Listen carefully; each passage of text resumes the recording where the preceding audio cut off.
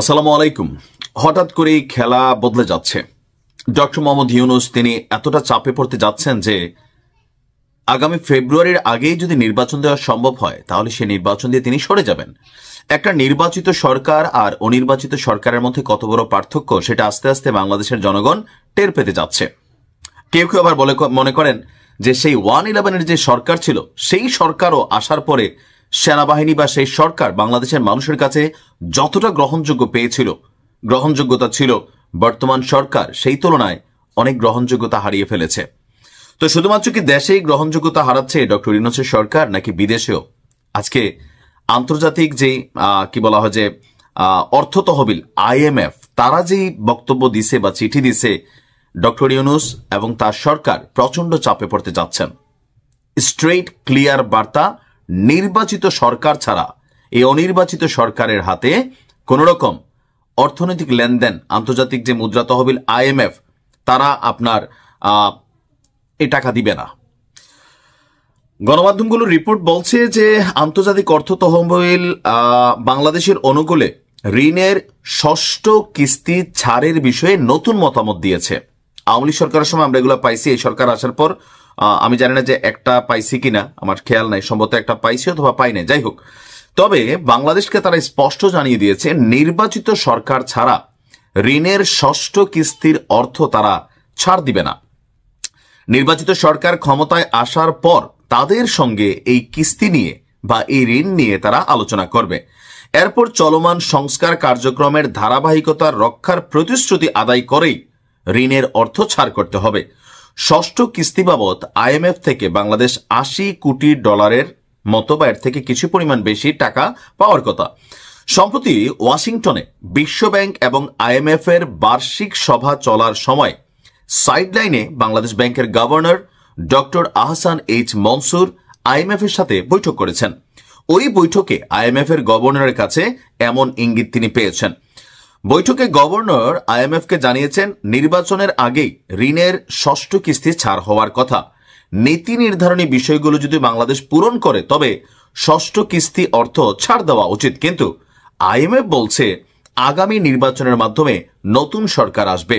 চলমান সংস্কার এবং ঋণের শর্তের বিষয়ে তাদের মতামত কি সেটা দেখা দরকার। চলমান সংস্কার বাস্তবায়নে IMF নতুন সরকারের কাছ থেকে ওয়াদা নিয়ে তারপর টাকা দিবে।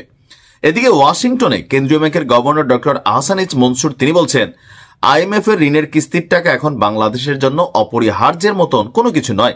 এখন রিজার্ভ ভালো, ডলারের পরিস্থিতি স্থিতিশীল। এই অবস্থায় IMF এর অর্থ না হলে তেমন কোনো সমস্যা হবে না। তবে IMF এর অর্থ না হলেও তাদের নীতি সহায়তা বাংলাদেশের জন্য দরকার আছে।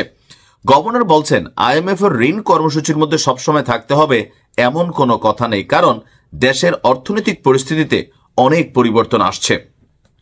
এদিকে আমাদের অর্থ উপদেষ্টা ডক্টর সালেউদ্দিন বলছেন আগামী দিনে ঋণের কিস্তি ছাড়ের ক্ষেত্রে IMF যদি কঠোর কোনো শর্ত আরোপ করে তবে তা বাংলাদেশ মেনে নেবে না। তাদের কঠিন শর্ত মেনে ঋণের অর্থ ছাড় করার মতন পরিস্থিতিতে বাংলাদেশ আর নেই। বাংলাদেশ অর্থনৈতিক পরিস্থিতিতে খাদের কিনারা থেকে উঠে এসেছে, চলতে শুরু করেছে। IMF এর ঋণ সম্পর্কে আমি আমার এই ক্ষুদ্র জীবনে যতটুকু জানছি, যতদূর সম্ভব এদের টাকা না নেওয়া ভালো। এরা এরা টাকা দেওয়ার আগে সরকারকে কি প্রেসার করে আমি বলি। যদিও এই মুহূর্তে এটা ডক্টর ইউনূস সরকারের জন্য আমাদের সরকার কি বলে, এগুলো আওয়ামী লীগ থাকতো বলতো। এখন আওয়ামী লীগ যাওয়ার পর ইউনূস সরকার এসে কি বলে, দেশের তলা নাই।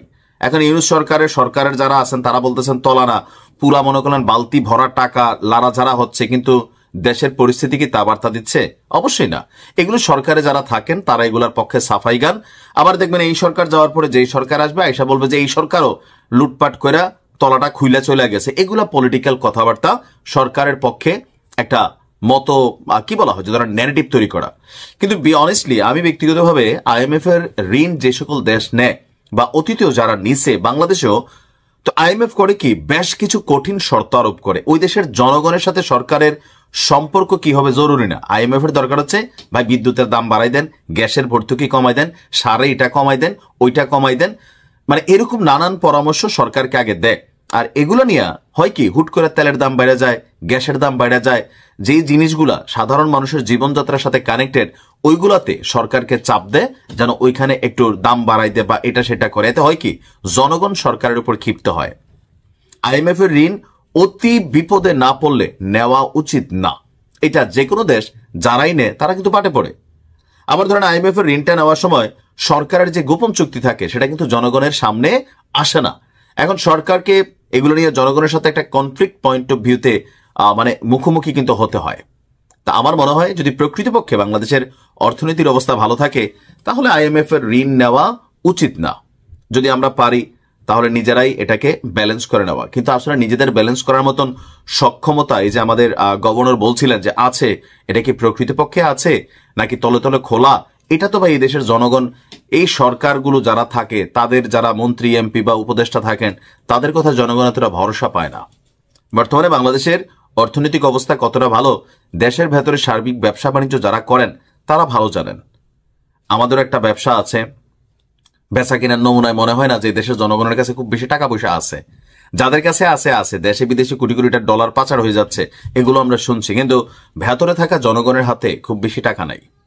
ব্যবসা বাণিজ্য কারোরই ভালো যাচ্ছে না। টাকা থাকলে বাঙালিকে এখন সেভিংসে চলে গেল।